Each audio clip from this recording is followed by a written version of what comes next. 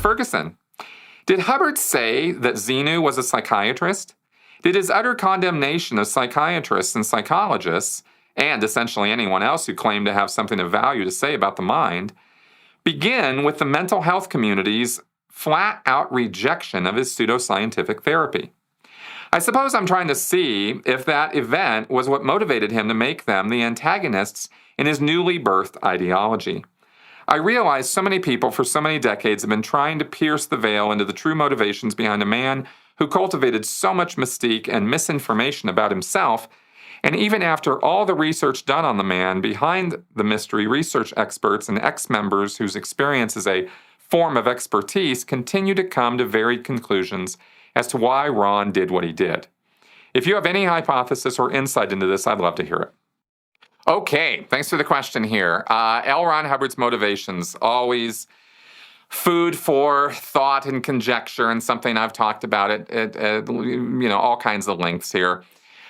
I'm taking this up this week because here's what I wanted to say. L.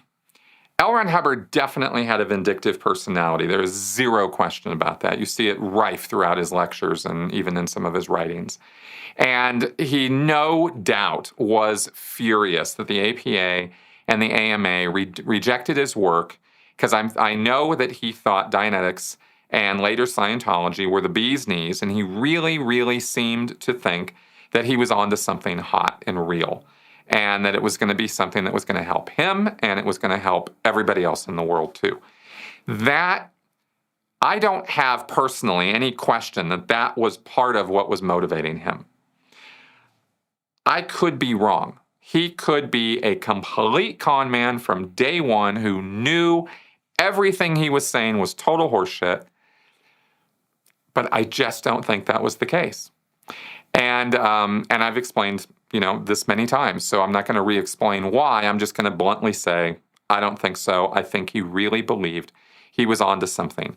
Now, he called it Dianetics rather than hypnosis because he wanted to brand his name into history. He wanted the fame and fortune. He wanted the money. He needed the money.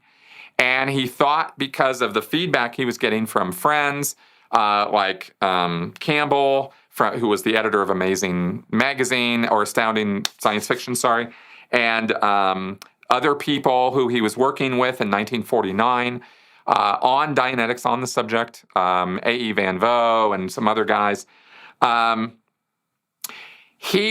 think Hubbard thought because of the positive reactions he was getting with these guys, kind of his test pilot group, that then he writes the book Dianetics, right? And he sees that he's getting this positive response. People are thinking this is good stuff, and he's like, "Aha! I'm onto this, right? I've got something." And he thought he had something all the way back in the 30s with Excalibur. Remember that whole part of Hubbard's story, right? Which I talk about in my book. I've talked about it in video. So he really did think he was onto something, right? I'm convinced of it. But he also knew that he was onto a money-making property here that could make him millions, and he was not shy or bashful about that either. Also, the other factor to take into account here is that in 1950, psychiatry was in a brutality as a quote-unquote science. It was really just guys in lab coats just whetting their sadistic appetites on people. It was bad. Lobotomies, transorbital leucotomies, electric shock therapy that was not therapeutic at all. It was bad. And that was the state of psychiatry in 1950. They were into, pretty heavy drugs. They did not yet have all the over-the-counter pharmaceuticals and stuff. It was lithium and hardcore stuff. I think Valium came out in the 50s, I think. And it was pretty brutal, right? And it was also men in lab coats. It was not, psychology was not as practiced and open, and there was not self-help, and there wasn't, there was just a lot of stuff. And so there were a lot of problems with psychiatry is what I'm saying. It's not like Hubbard didn't have reason to criticize them quite intensely. And some of his criticism was deserved, right? Not all of it, and not to the degree that he took it, of course. And his claims about Dianetics and Scientology being a suitable substitute for psychiatry and psychology, that's never been true. So it's not like Hubbard was the good guy and psychiatry was the bad guys. It was, they were both bad guys at the time. And we can only say this in hindsight because it's not like the people in psychiatry were, twirling their mustaches and, and all of that. It wasn't like they were all evil and horrible and awful people. So, it's just another run-of-the-mill subject of human beings where you're going to get the good, the bad, and the ugly. But Hubbard, being the vindictive guy that he was, he decided that he was going to position himself as the anti-psychiatry therapy. He was going to rag on those guys, and he was going to pummel them publicly, and he was going to just, make sure that psychiatry's name was mud. One, because they turned him down, and two, because he thought he had something better than what they had. And he wasn't right, but it wasn't like what they were doing was so wonderful at the time, okay? I would say a Dianetic session actually would be better for somebody than a transorbital leucotomy. So, in that degree, I have to say that that's true. But that doesn't mean I'm endorsing Dianetics, of course, okay? I think you guys get where I come from on this stuff.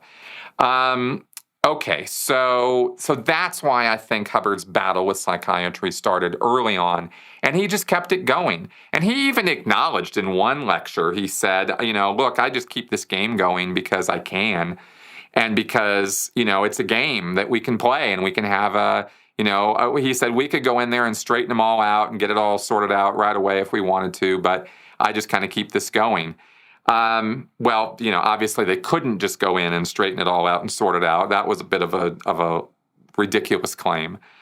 But the idea that Hubbard could just drop it if he wanted to, yeah, that's true. He could have just dropped it anytime he wanted to. So he kept it going because it was good for his business, And then as Hubbard's mentally deteriorated, which I believe started in the 60s, actually. He really started getting very paranoid, and he incorporated psychiatry into his paranoid conspiracy fantasy about how the entire world was against Scientology, and psychiatry was at the forefront of that. And he just thought, he thought that they were taking down psychiatry when, in fact, psychiatry, didn't really care that much about Dianetics and Scientology at all. So it was mostly something that lived in Hubbard's mind, this whole big war and conflict and stuff. Anyway, there you go.